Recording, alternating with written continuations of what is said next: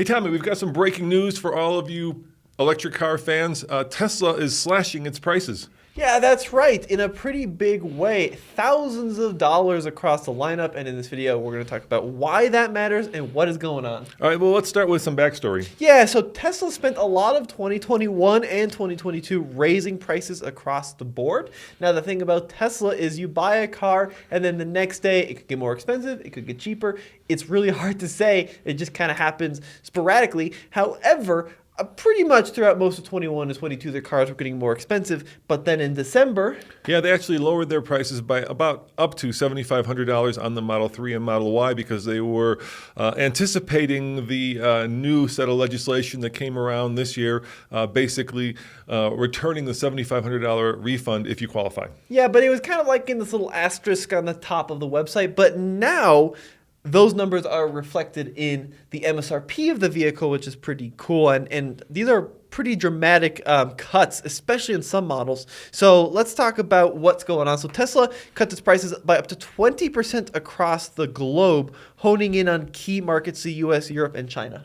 Yeah, and I just misspoke, and I want to correct myself. I said tax refund. It's actually a tax credit if you qualify. Anyway, Let's keep going. Yeah, so the Chinese market cuts went into effect last week, resulting in, outrage. Yeah, people were pretty upset because a lot of folks had just purchased their cars at one price, and then you wake up the next day and like, oh my gosh, my car, if I had bought the same car, would have been $7,500 cheaper in some cases. But let's see how it's affecting U.S. consumers. So the Model S and Model X are dropping by $10,000.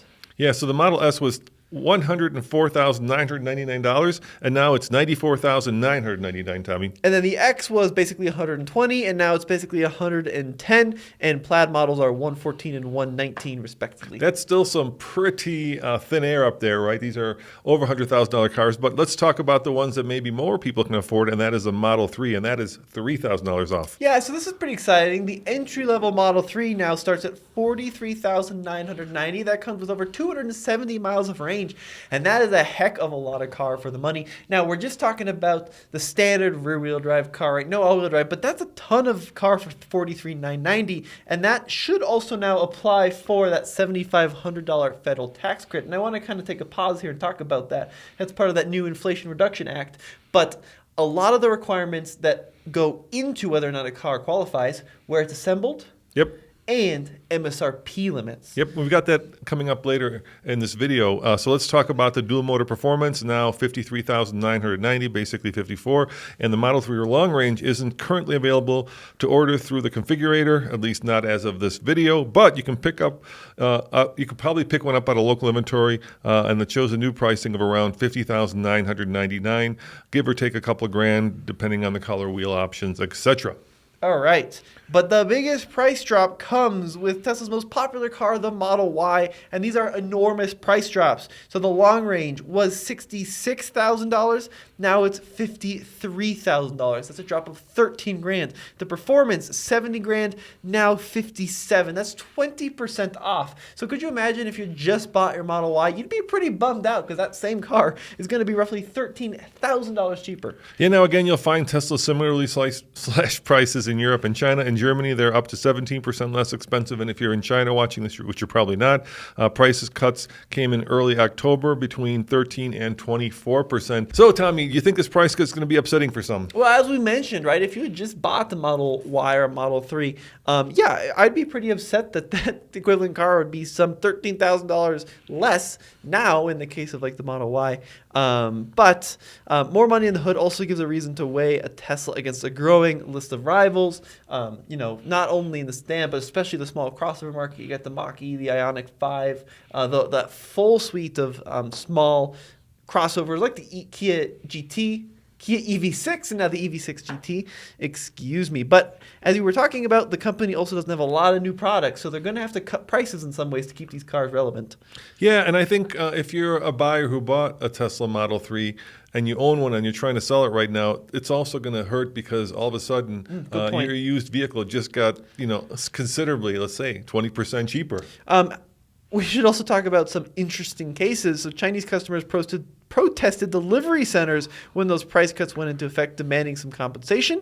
And U.S. buyers are similarly upset, especially if they ordered a Tesla before the end of 2022 with $1,000 of discounts, Yeah, thousands of dollars of discounts. Anyway, like I said, if I owned a Tesla right now, especially a 3 or a Y, my car just got 20% cheaper like that.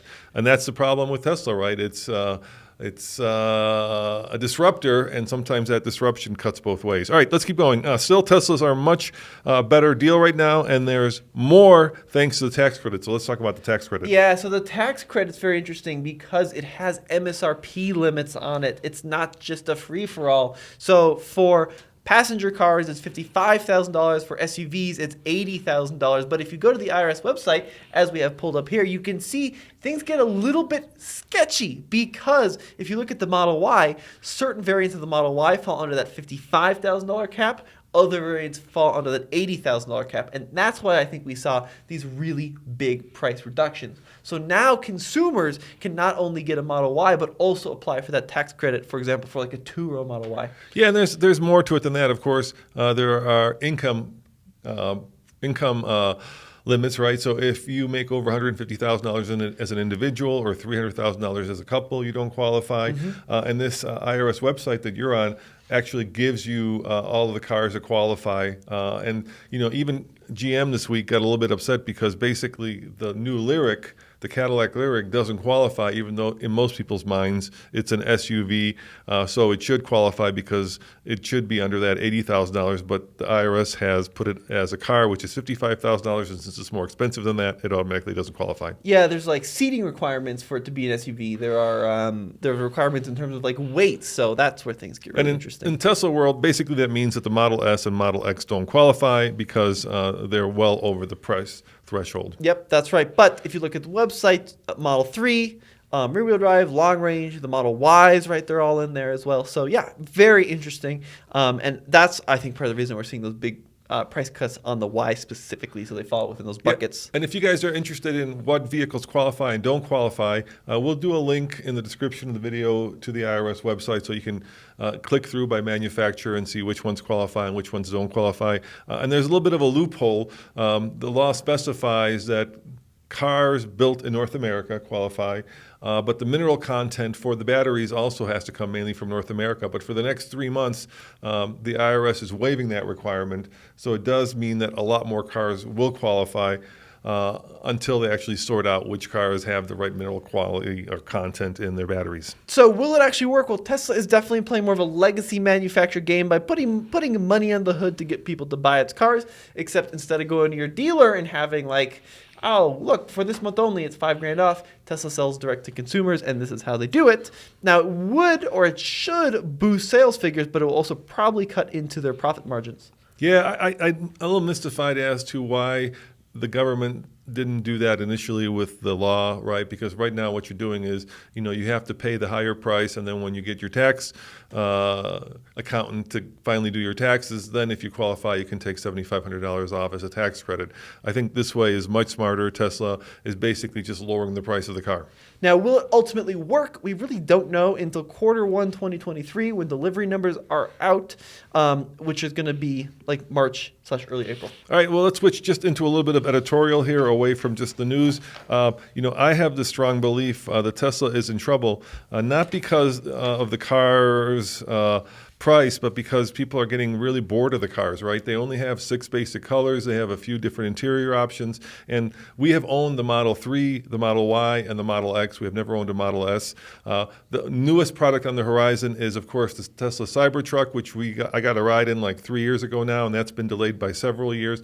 And I think what worked for Tesla, which is having Mr. Musk, basically be the CEO of the company as well as the entire marketing arm of the company as well as the entire PR arm of the company is no longer working for him, Tommy. I think now that money is tight, the traditional car companies that still have marketing budgets, right, and still have PR departments. I've been reading a lot of stories about Tesla. At the bottom of every story is we contacted Tesla, but nobody called us back. And what that means from at least my perspective is that Tesla's not getting their story out, right? You're just getting our side of the story. And we would love to tell Tesla's side of the story, but because basically they, got rid of their entire PR department, there's nobody telling their side of the story except for things that Mr. Musk is tweeting. And we know he's very busy tweeting stuff because he's over at Twitter running that now. Well, I'm just poking around on the Tesla website. Certainly they have cars in inventory, which is not saying much of, whether or not the company's doing well. I was just curious. I'm just kind of bored of the cars, I think when the minimalist approach came out, right, when you had that center screen and a couple colors and no leather, it was kind of fresh and new and modern. But that was 12 years ago, and now I'm kind of looking back and thinking to myself, I want buttons, not just a screen. I want door handles, and I want different model variations. So I think they would do well to have, not just one or two basically identical Model 3s, but then have special editions. The game that most manufacturers play, they get us excited about buying the car as opposed to basically getting the same car in a different color. Okay. Is that it?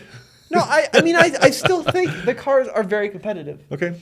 Because they have access to the Tesla Supercharger network, which we have proven and we've seen is by far the best charging network, bar none, period. It just works perfectly. So I really think that is such a huge advantage that Tesla has. I agree. Plus, the direct-to-consumer model is very, very effective. So I think there's a lot of advantages outside of just the product itself, which attract people to the brand. So here's a question you got to ask yourself, right? I mean, the real advantage to the supercharger network comes when you're cross-country in the car, right? Because most people who have owned electric cars now charge them at home at night and usually don't even deal with the public charging network. So does money outweigh the supercharging network, or is the supercharging network more important than the cost of the car? Well, I think that the cost of the car, too, now is much more competitive than it was yesterday. Yeah, I think if you have, let's say you have a Mach-E and an Ioniq 5 and a Model Y, and they all cost the same, in that world, that supercharger network is hugely important. But if you're looking at $5,000, $10,000, $15,000 price differences, I think that the money then will sway consumers to go and buy, other models. And let's face it, there's only so much of the electric pie out there. And for a long time, Tesla had the lion's share of that, right? People thought that Teslas were synonymous with electric cars, but now that the other manufacturers are, getting in the ballgame in a very serious manner, there are choices. And, choices are great because it means the prices come down. Well, let us know what you guys think in the comments below. This has been Tommy. And Roman saying thanks for watching. Remember, go to alltfl.com if you want to see the rest of our news, views, and real-world reviews. See you guys next time. Ciao.